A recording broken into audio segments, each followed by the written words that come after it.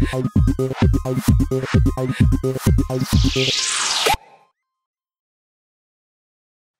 Bro Roni, ini apa sih sebetulnya penyebab laki-laki kayak jauh dan gagap gitu dari melakukan pekerjaan di rumah, kerja-kerja domestik.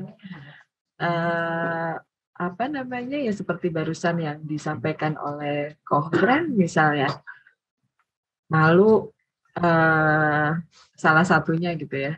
Sebetulnya kenapa sih Mas Roni?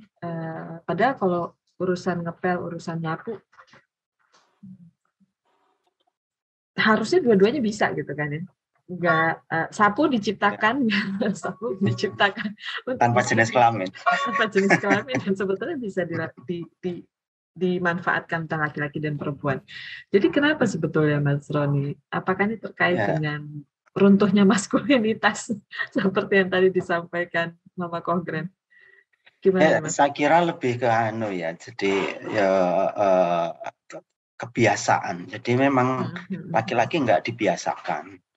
Di perlakuan-perlakuan tadi kan nampak sekali, dan saya kira banyak sekali laki-laki yang mengalami mendapatkan perlakuan yang dibedakan dengan perempuan, termasuk dalam pekerjaan domestik tadi gitu.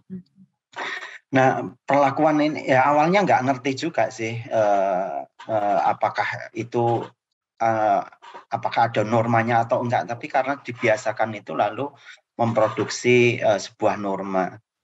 Nah, ini kan pertama-tama mungkin karena tidak dibiasakan atau dibiasakan secara berbeda, lalu dia merasa nyaman, sehingga ketika dia melakukan hal yang berbeda dari biasanya soal soal pekerjaan domestik ini kan laki-laki nggak dibiasakan.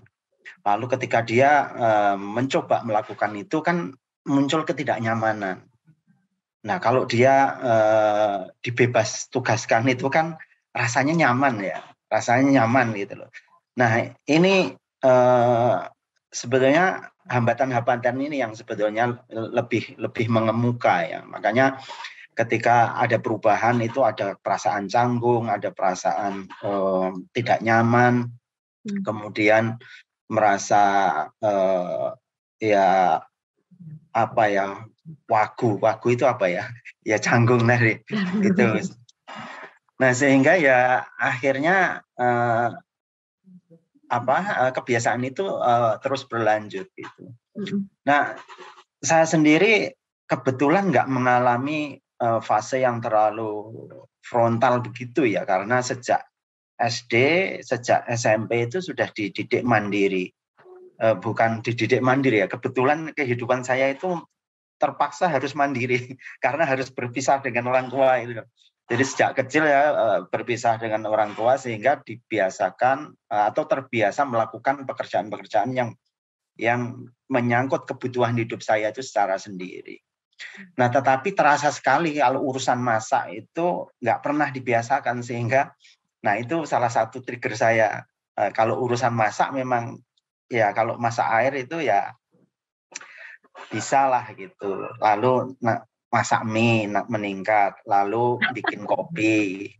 Lalu kalau sekarang masak, tapi saya masih ngelihat resep sih. Ngelihat resep. Itu cara yang paling gampang untuk untuk belajar dan lumayan Mas Ron. Kemampuan memasakku berhenti di menggoreng. Tapi nggak bisa lagi. Oke Mas, lanjut. Ya lebih karena kebiasaan tadi ya. Jadi cerita-cerita itu kan menunjukkan memang tidak dibiasakan, dan karena pembiasaan itu lalu membangun sebuah konstruksi tadi, ada penormaan. Oh, ini bukan pekerjaannya laki-laki, ini pekerjaannya perempuan gitu. Itu apalagi itu pembiasaan itu kan dari kecil ya, sehingga memang jadi masalah gitu. Yang kedua, nggak ada referensi tadi, nggak ada contoh. Jadi perubahan-perubahan itu kan banyak terjadi karena hasil refleksi. Tapi untuk mereka yang punya contoh itu lebih cepat. Jadi di keluarga-keluarga yang orang tuanya itu sudah terbiasa berbagi peran, biasanya anaknya itu akan ngikut gitu. Anaknya akan mudah berbagi peran. Nah, ya, lagi-lagi ini soal pembiasaan tadi. Jadi ketika hal itu dibiasakan, hal itu menjadi satu habit, orang akan merasa nyaman, orang akan merasa enjoy dan tidak masalah dilakukan gitu. Berarti sebetulnya laki-laki yang melakukan atau mengerjakan tugas-tugas pekerjaan rumah itu biasa aja sebetulnya ya Mas ya. Iya, sebetulnya kan tidak mengurangi maskulinitasnya, tidak mengurangi kelelakiannya begitu.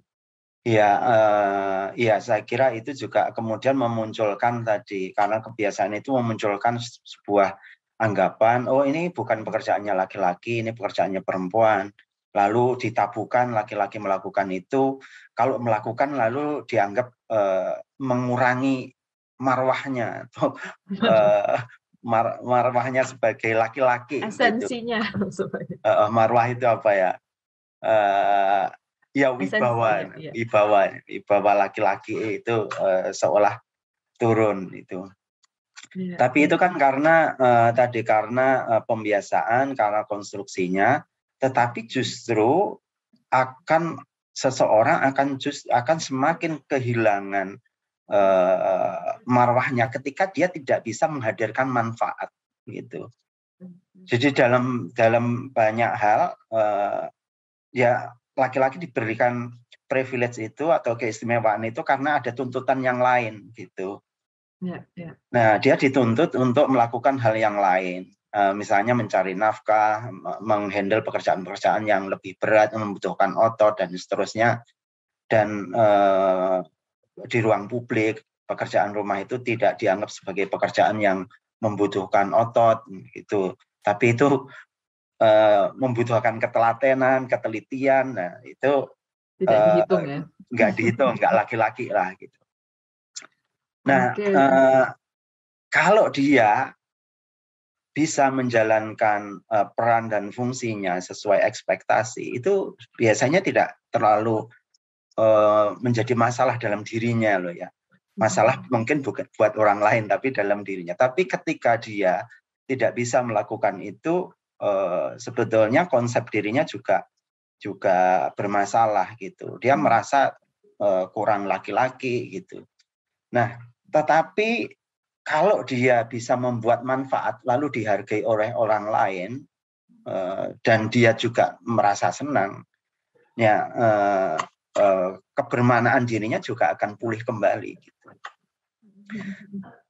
Jadi itu kan persepsi soal ini laki-laki atau tidak itu terkait dengan ini manfaat atau tidak gitu.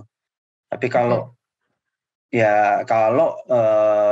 dibawa ke substansinya, bahwasanya kita sebagai laki-laki, sebagai manusia itu harus bisa berperan. Nah, saya kira tidak ada hal yang mengurangi kelelakian kita selama kita bisa berperan dengan baik. Gitu. Baik, terima kasih Mas Roni. Jadi sebetulnya nggak ada masalah apa-apa gitu ya. Semua kembali kepada pembiasaan dan bagaimana kemudian kita menginterpretasi